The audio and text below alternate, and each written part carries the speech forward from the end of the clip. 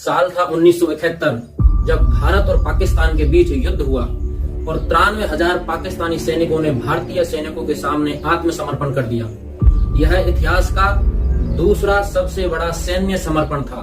स्वतंत्रता के बाद पाकिस्तान के दो हिस्से थे, एक पूर्वी पाकिस्तान और एक पश्चिमी पाकिस्तान। पूर्वी पाकिस्तान जो आज बांग्लादेश के रूप में है और पश्चिमी पाकिस्तान जो आज वर्तमान में है।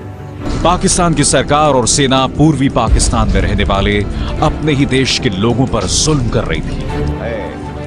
आइए देखते हैं जब इंदिरा ने पाकिस्तान को तोड़ा था। उस समय तत्कालीन प्रधानमंत्री इंदिरा गांधी थी। पूर्वी पाकिस्तान के जो लोग थे वो पश्चिमी पाकिस्तान के लोगों से भाषा के आधार पर भिन्न थे, इसलिए पश्चिमी पाकिस्तान के लोग पूर्वी पाकिस्तान के लोगों को पसंद नहीं करते थे।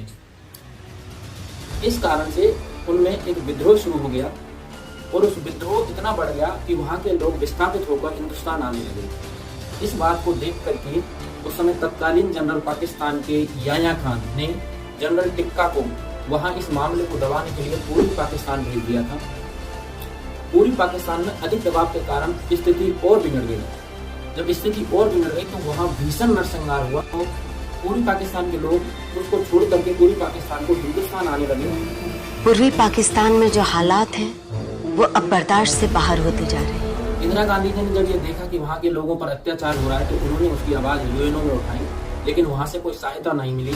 इसका एक कारण यह भी बताया जाता है कि अमेरिका के राष्ट्रपति और भारतीय प्रधानमंत्री श्रीमती इंदिरा गांधी जी के बीच संबंध अच्छे। 3 दिसंबर से 16 दिसंबर तक चले इस युद्ध में भारतीय सैनिकों ने पाकिस्तानी सैनिकों के छक्के छुड़ा दिए थे।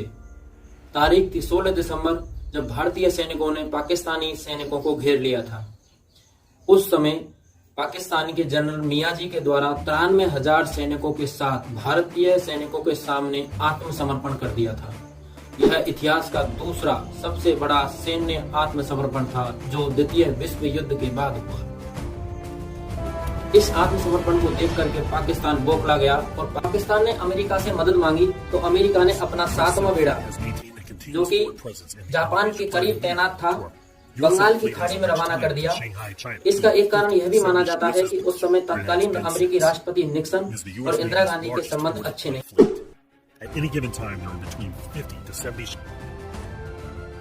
बात करते हैं 7th fleet of America, America के 7वें बेड़े की। 7वां बेड़ा यानी कि इस बेड़े में 50 से ज्यादा जंगी जहाज और उन जहाजों पर 150 से ज्यादा फाइटर प्लेन और बॉम्बर तैनात थे और गाइडेड मिसाइलें तैनात थी। इस बेड़े में 20,000 सैनिक जो 36 देशों के विभिन्न समूहों से आए 20,000 सैनिक हमेशा तैनात रहते थे। 7वें बेड़े को हिंद महासागर और प्रशांत महासागर में तैनात कर रखा था। जब पाकिस्तान ने अमेरिका से मदद मांगी तो अमेरिका ने इस 7वें बेड़े को भारत के लिए रवाना कर दिया था, क्योंकि उस समय हमने 93,000 सैनिकों को बंदी बना रखा था।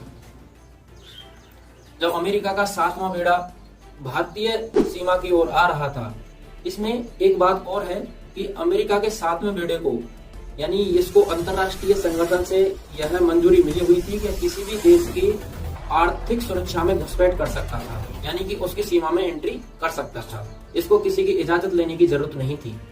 तो 7वां बेड़ा हिंदुस्तानी यानी भारतीय तटों की ओर बढ़ता आ रहा था। जब 7वां बेड़ा हिंदुस्तानी तटों की ओर यानी भारतीय तटों की ओर बढ़ता आ रहा था तो उस समय श्रीमती इंदिरा गांधी जी ने रूस से सहायता मांगी।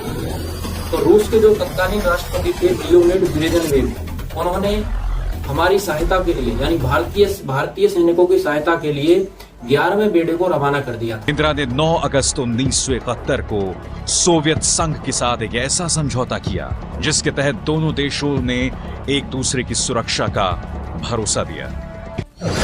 उस समय 11वें बेड़े की अगुवाई कर रहे थे 10वें बैटल ग्रुप के कमांडर व्लादिमीर तुगल्योव।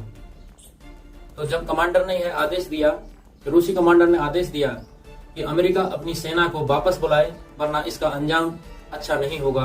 रशियन नेवी को देखिए जैसे और ब्रिटेन की नेवी समझ चाहती है कि पाकिस्तान जैसे देश के लिए 3rd वर्ल्ड वॉर शुरू नहीं किया जा सकता और दोनों ही देश अपने अपने एयरक्राफ्ट कैरियर को पीछे ले लेती है। तो उस समय अमेरिका ने अपनी सेना को वापस ले लिया था, इसलिए रूस को भारत का सच्चा हितैषी कहा जाता है। दोस्तों, अगर ये मेरी कहानी आपको अच्छी लगी हो तो प्लीज चैनल को सब्सक्राइब कीजिएगा और लाइक बटन को दबाइए। Press the bell icon on the YouTube app and never miss another update.